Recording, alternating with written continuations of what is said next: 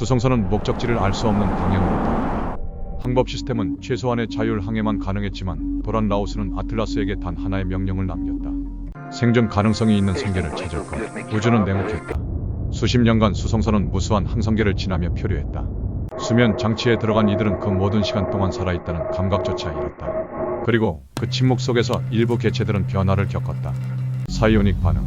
인간의 뇌파 중 일부가 강력한 에너지를 발산하기 시작한 것이다.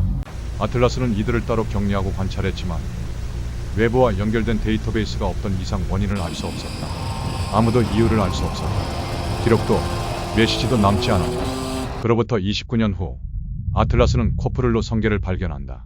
그 시점에서 수송선 중 한 척 세일행보는 돌연 통신을 끊고 실종된다. 지질, 대기, 자기장 조건이 맞는 세 개의 행성이 자동 착륙 대상으로 지정된다. 타소니스, 모리아, 우모자. 이 이름은 나중에 붙여진 것이지만 각각의 기후와 환경은 매우 달랐다. 착륙은 거칠었고 연료는 거의 소진된 상태였다.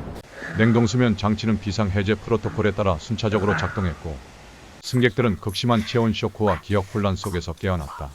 그들은 처음엔 서로의 언어조차 이해하지 못했고 살아있다는 감각마저 모호했다. 그러나 본능이 그들을 움직였다. 그들은 수송선의 기술 모듈을 해체하고 에너지 변환 장치로 전기를 만들었으며 클론 배양기로 인력을 보충했다. 모든 것은 생존을 위해 사용되었다. 그들은 스스로를 테란이라 불렀고 자신들이 도착한 이 성계를 코프를로 구역이라 칭했다. 행성마다 성격은 달랐다. 타소니스는 따뜻하고 기름진 땅이었기에 정착지가 가장 먼저 구축되었다. 모리아는 자원이 풍부했지만 토양이 척박했고 우모자는 평온했으나 생명 활동이 적어 과학자들의 손길이 많이 필요했다. 이 각각의 환경은 곧 정치와 철학의 차이로 발전했다.